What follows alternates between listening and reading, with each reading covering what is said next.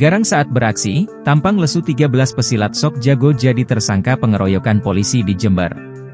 Sejumlah 13 pesilat PSHT telah ditetapkan sebagai tersangka atas kejadian pengeroyokan anggota polisi di Kabupaten Jember, Selasa, 23 Juli 2024, lalu.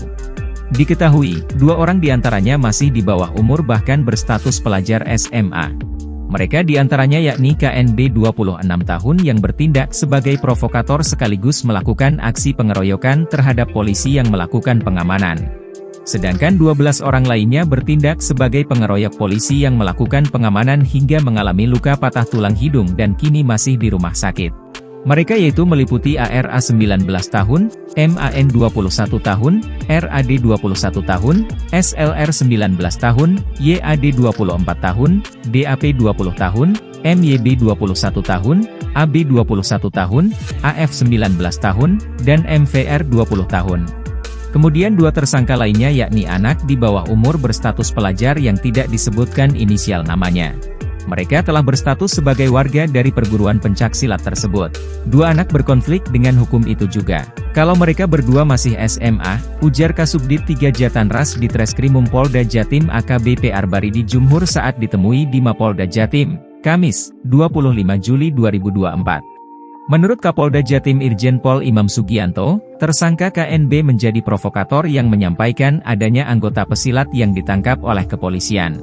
Kemudian atas adanya isu tersebut, sejumlah massa dari anggota pencaksilat terpengaruh karena kabar tersebut.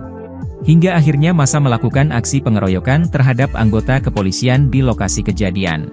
Selanjutnya massa yang konvoi melakukan pelemparan batu ke mobil patroli lalu mobil patroli meninggalkan lokasi tapi ada salah satu anggota polsek yang tertinggal di lokasi kemudian oleh provokator dipukul, katanya.